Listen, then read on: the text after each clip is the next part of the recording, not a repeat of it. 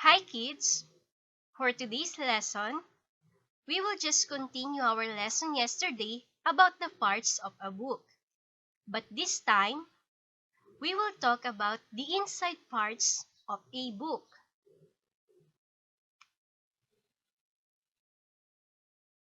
Learning competency.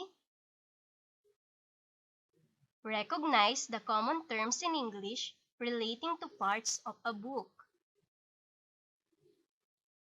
Yesterday, we learned about the important parts on the outside of a book. These are cover, front and back, title, spine, author, and illustrator.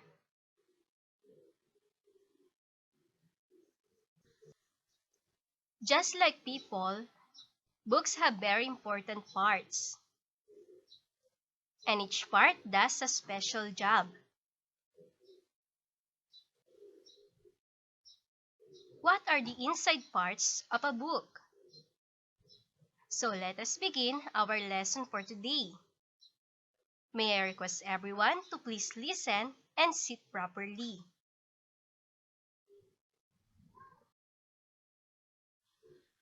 First, we have the cover. Cover tells the reader what the book will be about. It usually includes illustration or the drawing, title, author, and illustrator. Again, what do we call the parts of the book that tells the reader what the book will be about?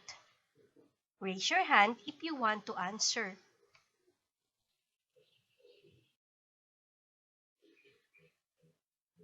Second, we have the title page. Title page repeats information given the cover. It provides the book's title, author, publisher, and publisher's location. Again, what do we call the parts of the book that provides the book's title, author, publisher, and publisher's location? Raise your hand if you want to answer.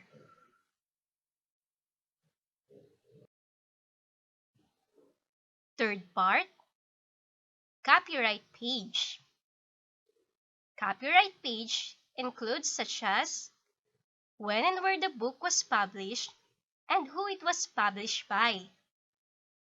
Again, what do we call the inside part of a book that tells when and where the book was published?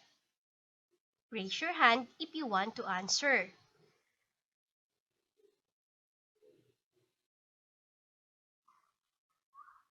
Fourth part, table of contents. Table of contents show the list of chapters and units in the book. It shows the pages of which they begin. Again, what do we call the inside part of a book that shows the list of chapters and units? Raise your hand if you want to answer.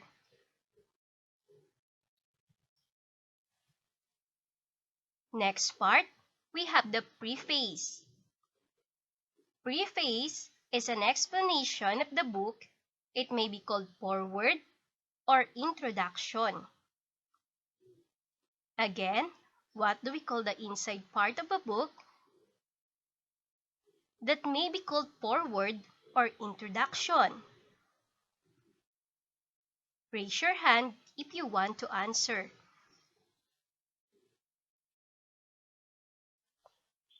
Sixth part, Appendix. Appendix includes extra information such as charts, lists, and tables. It is located in the back of the book. Again, what do we call the inside part of a book that includes charts, lists, and tables? Raise your hand if you want to answer. The seventh part, bibliography. Bibliography is where the list of books used by the author for his or her research found. It is located at the back of the book. Again, what do we call the inside part of a book where the list of books used by the author for her research found? Raise your hand if you want to answer.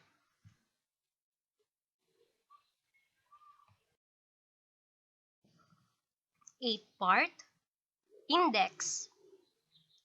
Index is an alphabetical listing of the topics and pages where they can be located. It is located at the back of the book. Again, what do we call the inside part of a book where we can find the alphabetical list of topics? Raise your hand if you want to answer.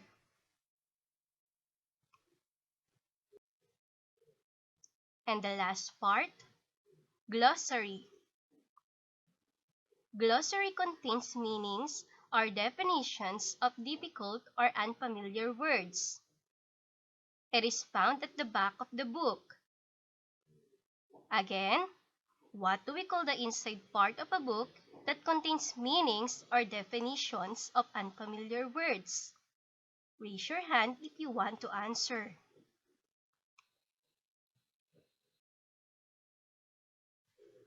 Remember, knowing the parts of a book can help a reader to locate information quickly and easily. Can you please read it again?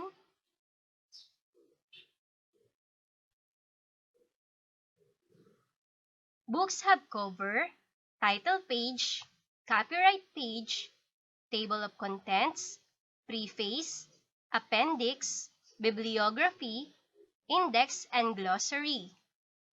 Again, what are the inside parts of a book? Raise your hand if you want to answer.